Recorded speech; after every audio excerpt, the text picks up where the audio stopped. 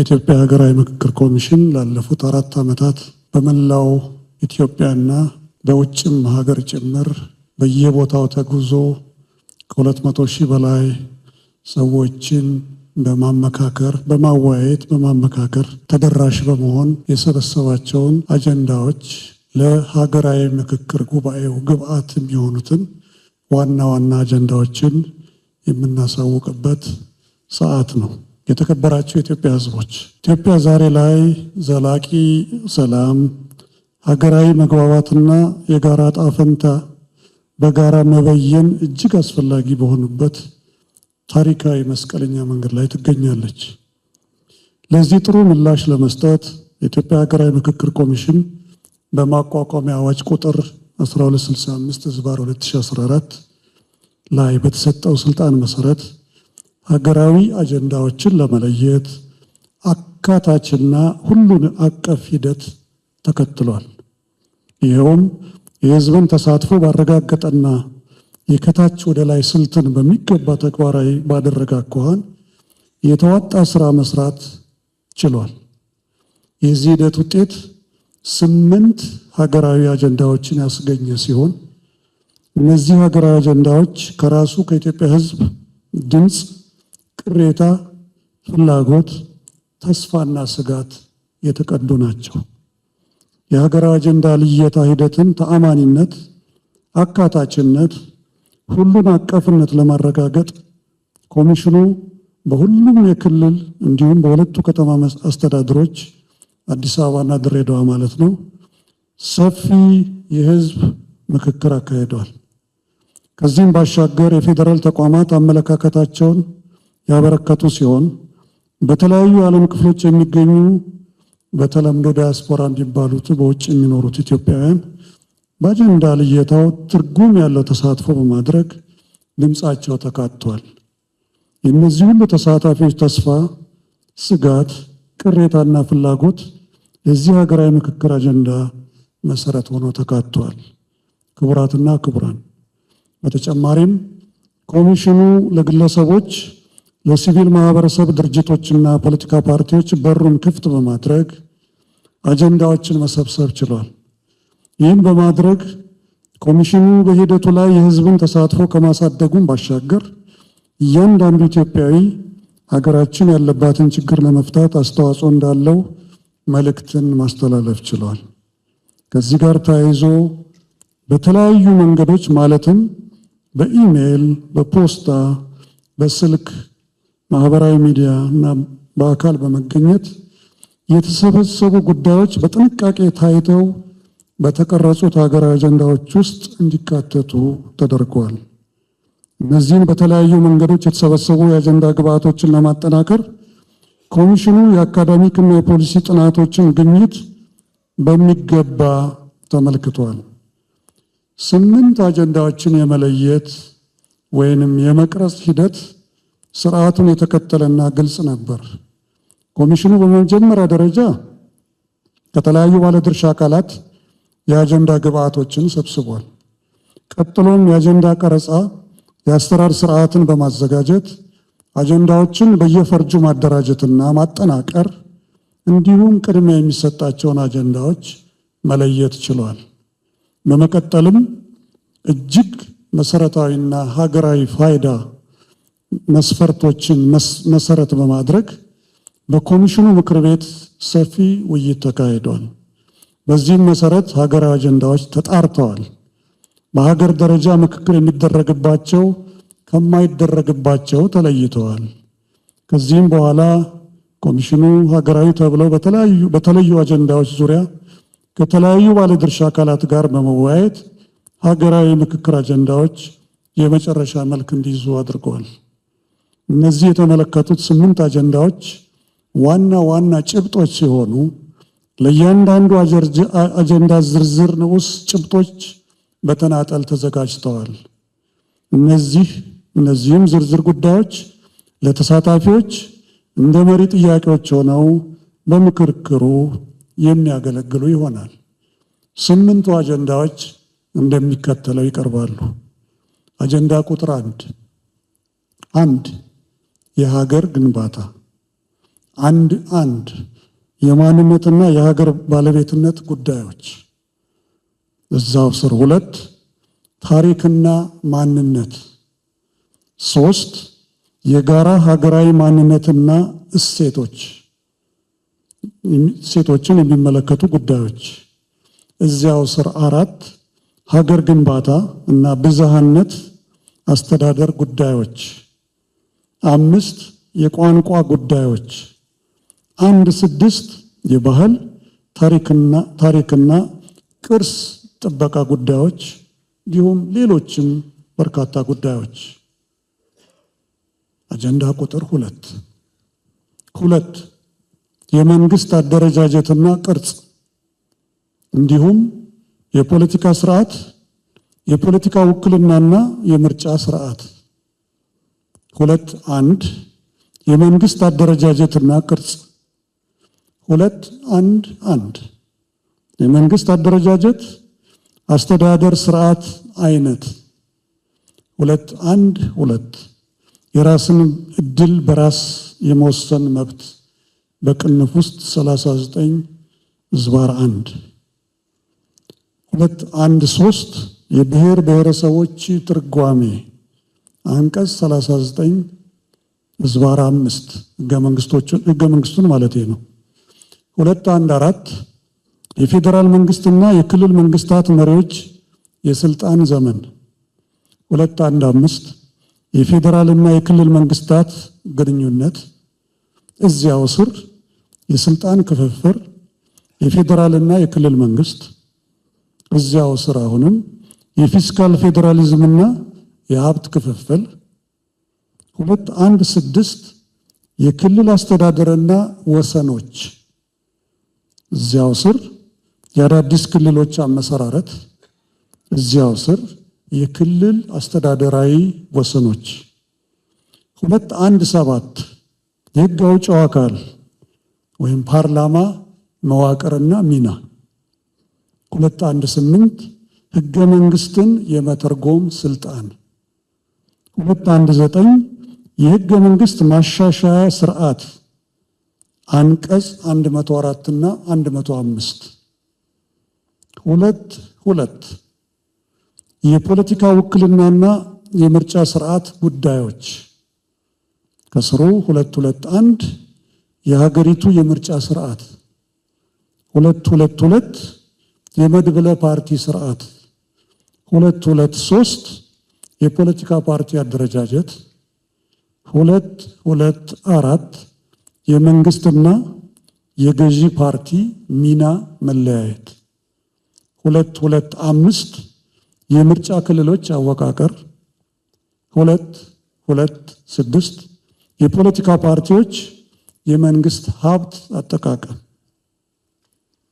አጀንዳ ቁጥር 3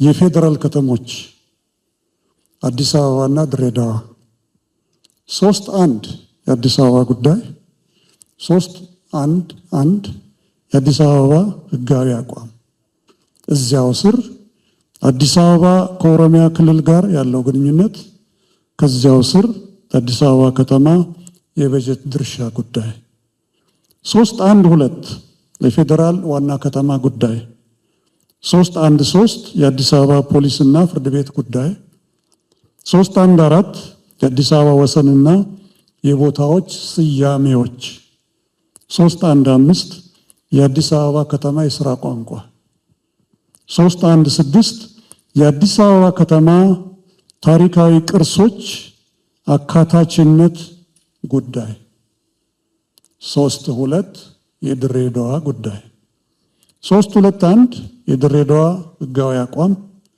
3.2.2 የድሬዳዋ ከተማ የወደፊት አስተዳደራዊ ሁኔታ የህዝቦቿ ውክልና እና ከኦሮሚያና ሶማሌ ክልሎች ጋር ያላት ግንኙነት 3.2.3 የድሬዳዋ በፌዴራል መንግስት ውክልና እዚያው ስር ድሬዳዋ በፌዴሬሽን ምክር ቤት የሚኖራት ውክልና ጉዳይ። አጀንዳ ቁጥር 4 የሃይማኖት ጉዳዮች 4.1.1 በሴኩላሪዝም እና በሃይማኖት ነፃነት መካከል ጤናማ ሚዛን መጠበቅ። 4.1.2 የሃይማኖት ነፃነትና ገደቦቹ። 4.1.3 አነስተኛ የተከታይ ቁጥር ያላቸው ሃይማኖት ተቋማት ጥበቃ። 4.1.4 ከባህልና ከሃይማኖታዊ እሴቶች ጋር የሚጋጩ ድርጊቶች ጉዳይ። 4.2 ታሪካዊ ቅሬታዎችና እርቅን የሚመለከቱ ጉዳዮች። 4.2.1 ታሪካዊ መገለል እና ልዩ ተጠቃሚነት። 4.2.2 የእርቅና እውቅና የመስጠት ሂደት። 4.3 በሃይማኖቶች መካከል ያለ ግንኙነትና አብሮ መኖር በተመለከተ። 4.3.1 ሃይማኖቶች መካከል ያሉ ውጥረቶች እና መፍትሄዎቻቸው። 4.3.2 በሃይማኖቶች መካከል የውይይት እና ምክክር ዘዴዎችን ማጠናከር። 4.4 ሃይማኖት በሕዝብ ሕይወትና ማህበራዊ አገልግሎቶች ውስጥ ያለውን መስተጋብር በተመለከተ። 4.4.1 በሕዝብ ተቋማት ውስጥ የሃይማኖት ሚና። 4.4.2 የሃይማኖት መድረኮች፣ ሚዲያና ህዝባዊ ውይይቶች። 4.4.3 የሃይማኖት ተቋማት የድምፅ አጠቃቀምና የህብረተሰብ መብት። አጀንዳ ቁጥር 5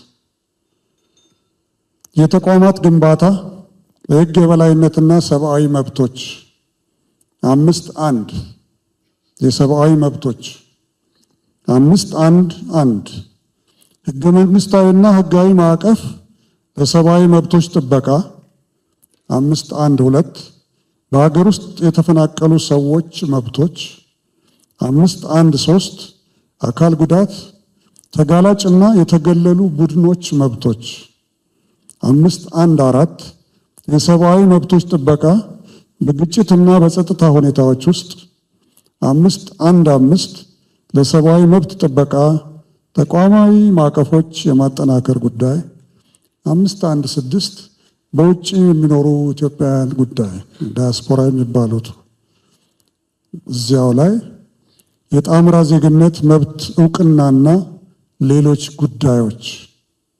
5.2 የህግ የበላይነት። 5.2.1 የህግ የበላይነት ህጋዊነት።